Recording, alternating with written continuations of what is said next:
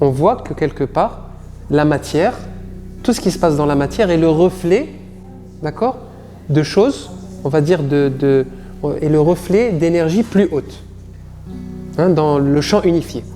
Donc, s'il y a 7 milliards d'êtres humains sur Terre aujourd'hui, et qu'il y en a eu plus ou moins entre 800 millions et 1 milliard pendant des millénaires avant, c'est qu'il y a une cause spirituelle. Parce que derrière chaque manifestation matérielle, il y a une cause spirituelle.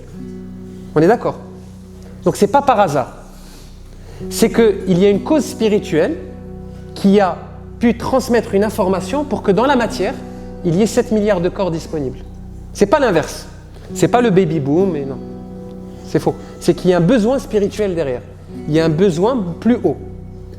Moi, ce que je ressens, alors ce n'est pas une théorie, c'est un ressenti, je ressens que ce qui se passe aujourd'hui sur Terre est critique dans le sens et unique dans, on va dire, toutes les possibilités dans le cosmos.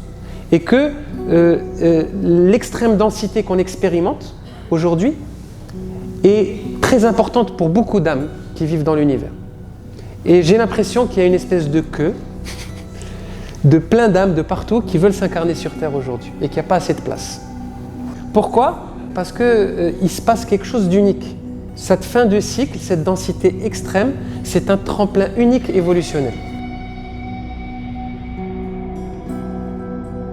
Donc si vous êtes une conscience avancée, dans une autre, que vous avez une vue différente de l'être humain, que vous êtes au-delà de l'humanité, et que vous avez des choix d'incarnation à travers différentes sphères, imaginons, d'accord ? Et que le passage sur Terre, c'est tellement dur, c'est tellement dense, que ça va vous permettre d'évoluer très très vite sur certaines questions. Vous allez dire, bingo, c'est là où je veux aller. C'est important comme... Donc c'est une question aussi de référentiel, de vue de l'esprit aussi. Où est-ce qu'on se positionne ? Donc s'il y a 7 milliards de corps, clairement, il y a une raison particulière à cela. Et au-delà de cela aussi, quand on voit la planète Terre de l'extérieur, qu'est-ce qu'on voit ? On voit, qu'est-ce qu'elle nous inspire ? Qu'est-ce qu'on voit ? Ces océans et la paix. On ressent la paix. Vous êtes d'accord ? C'est un corps paisible. C'est un corps qui inspire la paix. Donc on peut imaginer aussi que toutes les consciences qui sont torturées viennent sur Terre pour chercher la paix. C'est une possibilité aussi. Et qui peut expliquer la manifestation d'autant de violence. C'est comme un purgatoire. C'est qu'il y a beaucoup de consciences qui ont ce problème-là et Gaïa répond et accepte. En tant que conscience cosmique, dit, moi j'accepte d'accueillir tous ces ces consciences perturbées parce qu'elles ont besoin de faire la paix ou d'expérimenter la paix.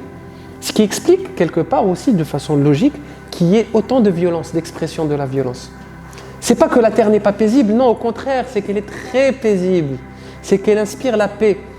C'est pour ça qu'il y a autant de violence. Et encore une fois, tout ça, c'est très, on va dire, c'est très subjectif et très, très loin de notre humanité. Mais ça pourrait être une façon de voir ouais, exactement.